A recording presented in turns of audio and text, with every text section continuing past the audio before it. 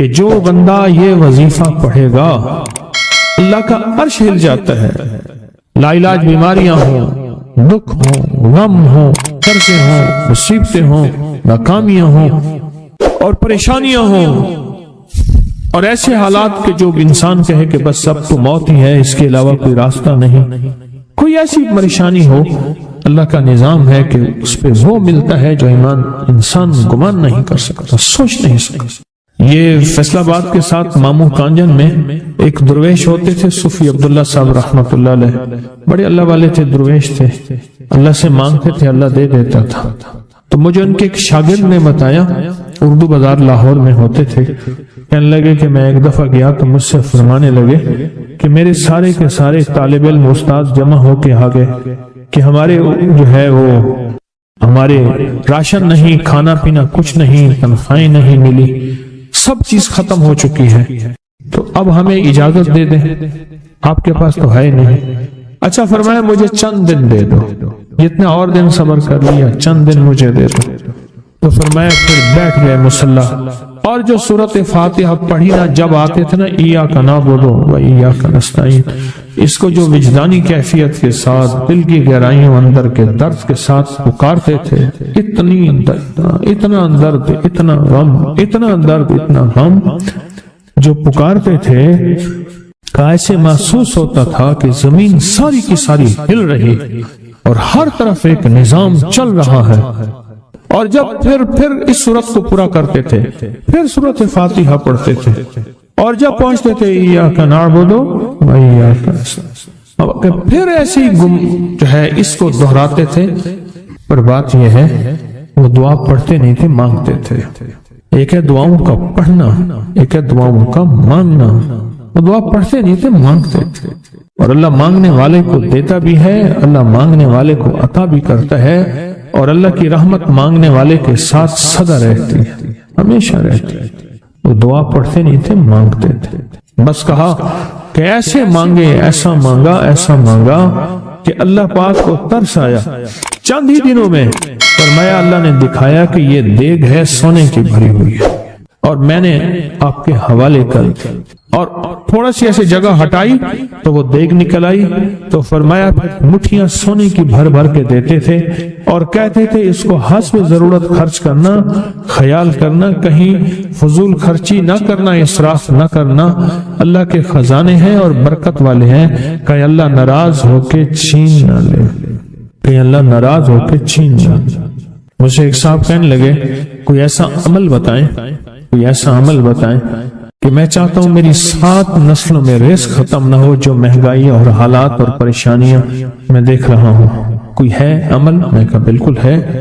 میں نے کہا روزانہ 40 منٹ بیٹھ، 40 منٹ صبح دوپہر شام، جو تیری تنہائی کا وقت ہو، کہ یا اللہ دنیا میں ایسی جگہ کوئی کہیں ہوتی، اکیلے بیٹھے رہتے یاد تیری دل نشی ہوتی، اکیلے بیٹھے رہتے یاد تیری دل نشی ہوتی. 40 منٹ کوئی ایسا بیٹھ 40 منٹ اس انداز سے مصلی پہ، کہیں بستر میں، کہیں ایسی جگہ جہاں سوئے نہیں، اور بس صرف ایک بار سورۃ فاتحہ پڑھا، اور اس کے بعد ایاک نعبد و ایاک نستعین کو دوہرا. جاگ رہے ہیں، دیکھتے رہیں، مجھے دیکھتے رہیں، میں آپ کو دیکھتا رہوں. آپ اللہ کے اور اس کے حبیب کے مہمان ہیں، آپ کو دیکھنا بھی ثواب ہے، آپ کو دیکھنا بھی ثواب. تو میں نے اسے عرض کیا کہ بس اس کو وجدان سے پڑھو، ایسے پڑھ کے رونگٹے کھڑے ہو جائیں، آنسو بہنے لگ جائیں، دل کے اندر کا درد اور دل کا اندر کا غم اور اللہ کے سامنے حاضری، استحضار، اور یہ کیفیتیں تیری ہوں کہ بس اس کے علاوہ کوئی مجھے یاد نہ رہے. اس درد سے پڑھو 40 منٹ. 40 کے عدد کے ساتھ کائنات کے رازوں کا بڑا تعلق ہے.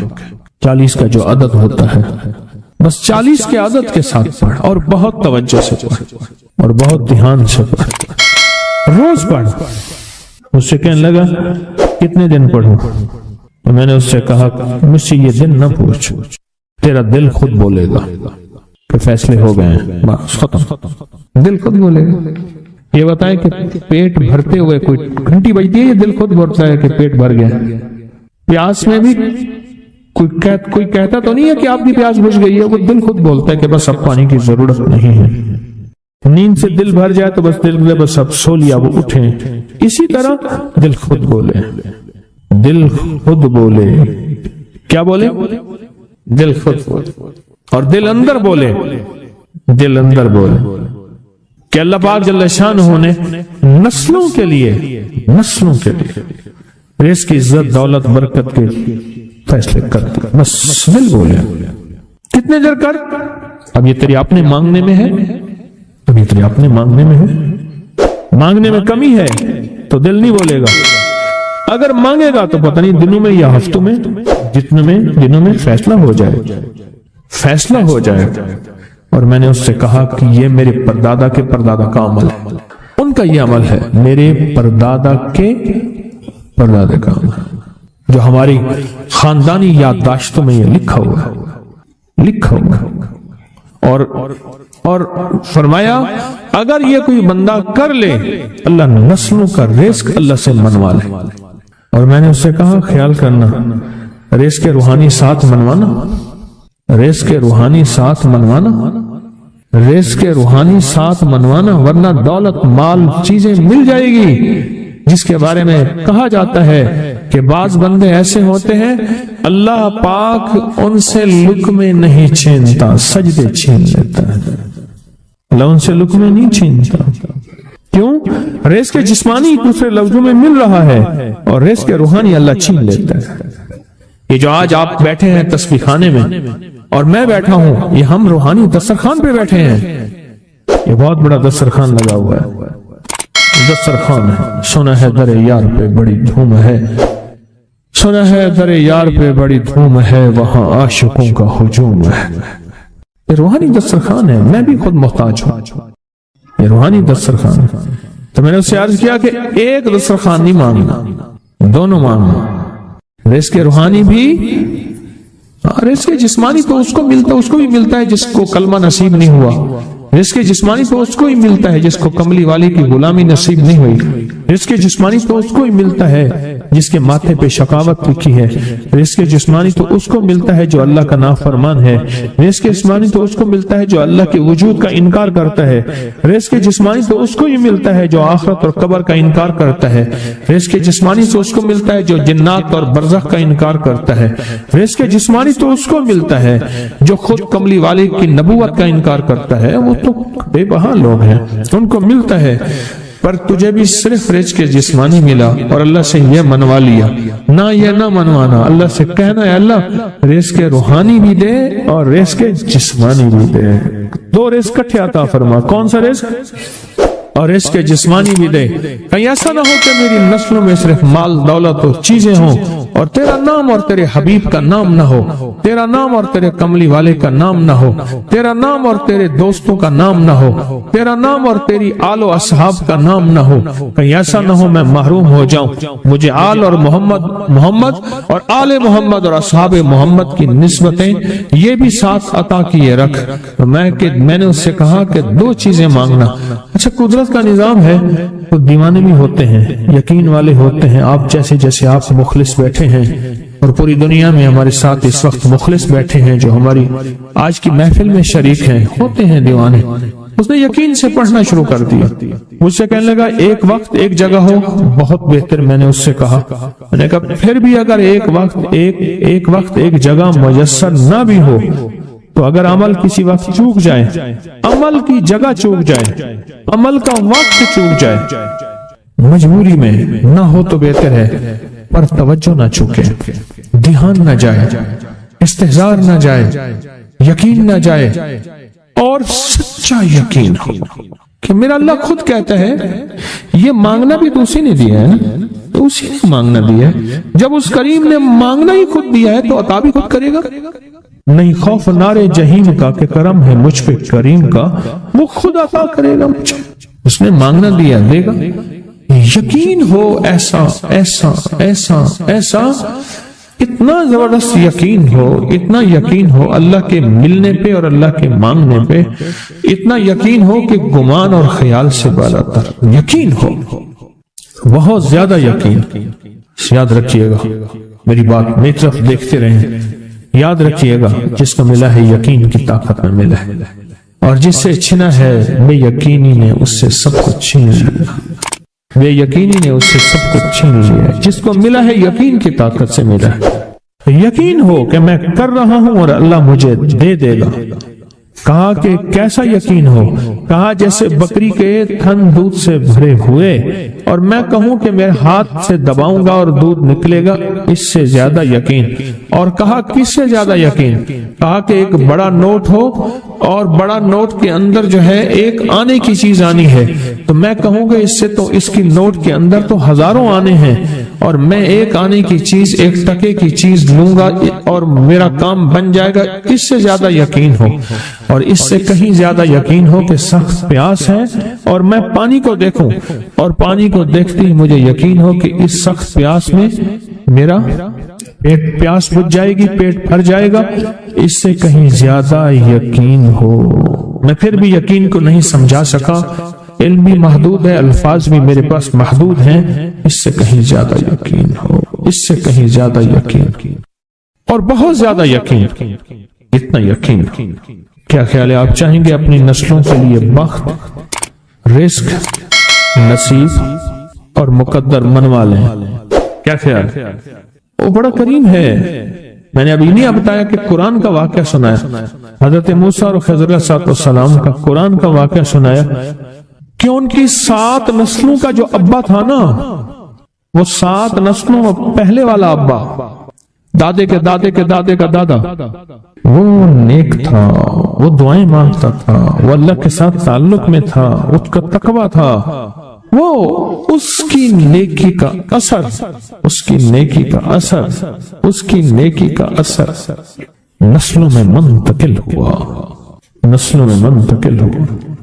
پڑھ لیں، مانگ لیں، اللہ سے کر دیں کہ اللہ میرے لیے اور میری نسلوں کے لیے رزق روحانی اور رزق جسمانی کے فیصلے کر دیں، رزق روحانی اور رزق جسمانی کے فیصلے کر دیں۔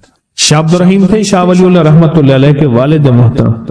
انہوں نے شاہ ولی اللہ سے کہا بیٹا میں تجھے روحانی مشقیں کرا رہا ہوں، ایک مشق ایک بھی کر لے، اپنے لیے اور اپنی نسلوں کے لیے اللہ سے رزق منوا لے، اللہ سے رزق منوا لے۔ تو پوچھا کہ حضرت میں رزق کیسے منواؤں؟ میں کہ کچھ وقت ایسا نکالا کر، ایسا وقت نکالا کر 2 گھڑی اور 3 گھڑی کا، ایک ساتھ 2 گھڑی اور 3 گھڑی، ایک ساتھ تقریباً 21 منٹ کی ہوتی ہے، تقریباً 21 منٹ کی، 2 ساتیں مل جائیں تو 40 منٹ بنتے ہیں، تو ایک ساتھ 2 ساتھ 3 ساتھ کی گھڑی میں کہ بیٹھ کے نا سورۃ فاتحہ اور اس میں ایاک نعبد و ایاک نستعین کا تکرار اور استحضار کیا کر، اور ایسا کیا کر تیری آنسوں بہیں، تیرا دل روئے، تیری آنکھیں روئیں، تیرا تیرے رونگٹے کھڑے ہوں اور رواں اور اس کے اندر سے تیرا پل پل، تیرا من، تیرا جذبہ، تیری سوچیں بولیں، کیا بولے؟ ایاک نعبد و ایاک نستعین۔ ایک میلہ تھا اللہ کے نیک بندوں کا، تو اس میں 70 اولیاء جمع ہوئے، 70 اولیاء جمع ہوئے۔ ہر اللہ کے ولی نے کہا کہ آپ کوئی ایسا وظیفہ بتائیں، ایسی تسبیح بتائیں، ایسا ذکر بتائیں جو اللہ کے عرش کو ہلائے اور جو اللہ کی ذات کو متوجہ کر دے، جو اللہ کے تعلق کو نصیب کر دے، کوئی ایسا ذکر، کوئی ایسی تسبیح بتائیں۔ فرمایا سب نے بتایا کہ سورۃ فاتحہ ہے، اور اب سب سے پوچھا سورۃ فاتحہ میں کوئی ایسا جز بتائیں جو سورۃ فاتحہ کا دل ہو۔ سورۃ یاسین قرآن کا دل، لیکن سورۃ یاسین کا دل سلام قولا من رب الرحیم۔ ہر سورت کے اندر اللہ پاک نے کچھ نعمتیں، کچھ نقطے رکھے ہیں، تو فرمایا سورۃ فاتحہ کا دل۔ تو میلے میں جتنے بھی اولیاء 70 بیٹھے تھے، سب نے کہا کہ اگر سورۃ فاتحہ کا دل پانا ہے تو وہ صرف کیا ہے؟ ایاک نعبد و ایاک نستعین۔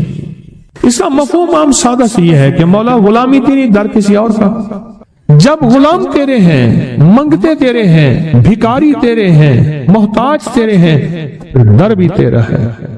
پھر در بھی تیرا ہے اور کسی کا در مولا نہیں ہے، پھر در بھی تیرا ہے، تیرے در کے ہم محتاج، تیرے بر کے ہم غلام ہیں۔ تو میں نے اس سے کہا کہ یہ وظیفہ کر، سارا دن پڑھی یا کنا بدو، اور کام بھی کرتا رہے، وضو بے وضو چلتا بھی رہے، یہ پڑھتا بھی رہے، پڑھتا بھی رہے، پڑھتا بھی رہے، چند دن چند ہفتے یہ عمل کر، اور رات سوتے ہوئے سورۃ فاتحہ پوری کر 40ویں، اور پھر درود پاک پڑھتے پڑھتے سو جا۔ 70 اولیاء نے فرمایا کہ جو بندہ یہ وظیفہ پڑھے گا اللہ کا عرش ہل جاتا ہے اور فرشتوں میں کوہرام مچ جاتا ہے، اور فرشتوں میں اللہ کے بارگاہ میں فریادیں ہوتی ہیں کہ یا اللہ یہ بندہ ہے اور اس نے یہ عمل کیا ہے، یہ وظیفہ کیا ہے اور ابھی تک اس کی دعا قبول نہیں ہوئی، یہ مانگا ہے ابھی تک دعا قبول نہیں ہوئی، فرشتوں میں یہ کوہرام مچ جاتا ہے۔ ایک اللہ کے دوست تھے، سوتے سوتے ایک دم اٹھ بیٹھے، اٹھنے کے بعد وجدانی کیفیت کے ساتھ جو ہے یہ وظیفہ پڑھنے لگے۔ تو کسی نے پوچھا کہ حضرت کیا ہوا؟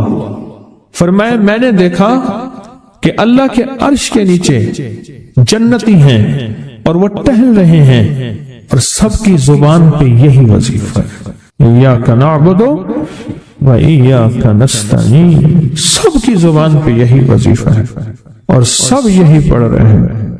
میری ایک درخواست ہے، سورۃ اخلاص 2 تسبیح زندگی کا معمول بنا لیں، اس کو تو کبھی نہ چھوڑیں۔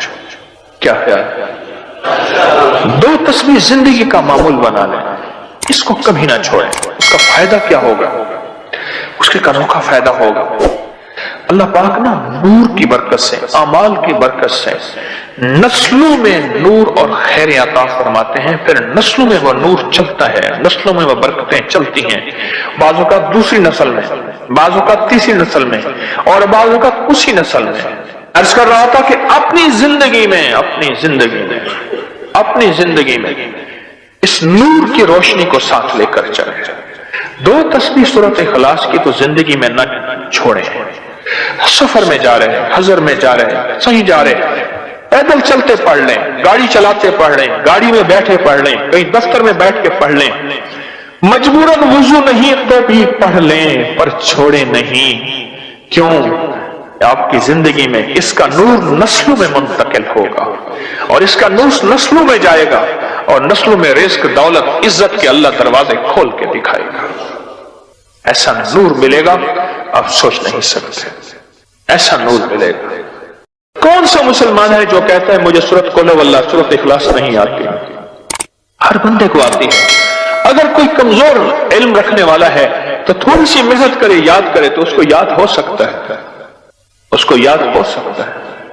ایک میں آپ کو عجیب بات بتاؤں، شیخ ابوالحسن شاذلی رحمت اللہ علیہ، شاذلی سلسلہ، کہ جب تو اللہ سے خالص محبت کرنا چاہتا ہے اور چاہتا ہے کہ اللہ اس کے حبیب کی خالص محبت تیرے دل میں اتر جائے، اللہ اس کے حبیب کی خالص محبت تیرے دل میں اتر جائے، اور قیامت کے دن جب اعلان ہو وَامْتَازُوا الْيَوْمَ أَيُّهَا الْمُجْرِمُونَ، مجرم علیحدہ ہو جائیں، ہمارے دوست علیحدہ ہو جائیں، ولی علیحدہ ہو جائیں، بدکار علیحدہ ہو جائیں، تو اس وقت تو اللہ کے دوستوں کی لسٹ میں ہو تو ایک عمل کر لے۔ فرماتے ہیں وہ عمل ہے کہ سورۃ اخلاص کو اپنے دل کی دنیا میں جگہ دے دے۔